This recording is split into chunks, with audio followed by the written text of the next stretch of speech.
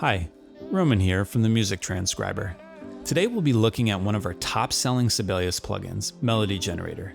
It's actually been 10 years since this plugin was released, but has only recently started to pick up steam as more users discover the power of generating the spark of inspiration with the plugin. So let's take a look at how this plugin works to get the proverbial wheels turning. So I'm going to go ahead and launch the plugin. You can do this either through an assigned keyboard shortcut or through searching the ribbon controller. Alternately, if you know which tab it's installed on, you could go there. Once the plugin is launched, the initial dialog pops up. It's rather lean and straightforward, allowing you to choose the number of notes in your melody by typing in here. The default is 16, but you can choose any number you'd like. I prefer to do smaller 16-note snippets to get my creative juices flowing, and it would be great for this demonstration here. Once you choose the number of notes, you can click on Choose Settings. Here you can choose the pitches and durations that will be allowed in your melody. For the pitches, you could choose either chromatic or any of the diatonic, major, and relative minor scales, but you can also build your own scales by selecting and deselecting pitches as such here.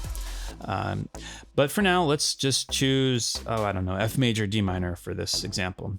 For the durations, you could choose anything from 64th notes to a whole note. If you allow all note durations, you might get something rather modern and progressive, because a 64th note might occur right before a whole note, then a dotted eighth, and a half, then a 32nd.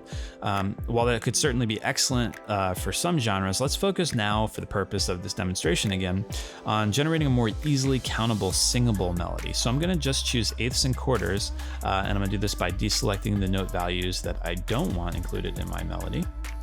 And then I'm going to go ahead and click OK. Now we're back to our main dialogue. If you wanted to, you could change the number of notes in your melody at this point if you had a change of heart after adjusting your durations. But if you're all set, click Generate. At this point, the plugin will generate the melody behind the scenes and hold on to it until you tell it how you'd like to export it. And it's actually telling you this on screen, so if you're not, I don't have this tutorial handy while you're working, you could just follow the instructions that the plugin gives you. So it's worth noting that these melodies are freshly generated algorithmically. These are not stored in a bank somewhere, so it's unique each time. And to that end, as you'll see, the plugin remains open after an export, so you can generate as many melodies as you'd like. So there are two ways to export. Export as text and export as music. Exporting to text simply outputs a human readable version of the melody. So this is used mostly for academic purposes, or if you'd like to work with it in another program. And additionally, if you have our other plugin, melodic compression, installed, you could check that box as well. But for now, let's just go ahead and export as music. When I click Export as Music, you get this Export Settings dialog. You could choose which clef you'd like your melody written in. Let's stick to treble clef for now, but you could also choose bass clef, so essentially it's which octave as well as what clef it's going to put it on. But we'll stick with treble clef for now. The other option here, the default duration list, is a request we receive from many users. So when the plugin generates a melody, it's doing so at a very subdivided level. Even if you only choose quarter notes, behind the scenes it's generating even 64th notes, but then rounding those up to quarter notes. As a way to keep the melodic generation fresh and unique, this added stage of randomization was helpful for the algorithm. However, some users suggested that maybe things be rounded to a chosen default, therefore resulting in a preference for a certain note duration. So here's where you choose that note duration. It can only be one of the allowed durations you chose in the setting window. So here it's just the eighth and the quarter. So this is obviously a bit limited when you only have two durations, but when you're working with many durations, this is quite useful, especially if you want to lean in a certain direction. You know, if you have 64th notes, but you'd actually like more quarter notes, this can help you with that.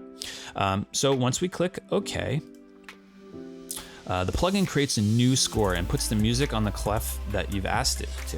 Let me just move this over here and you can see our melody there.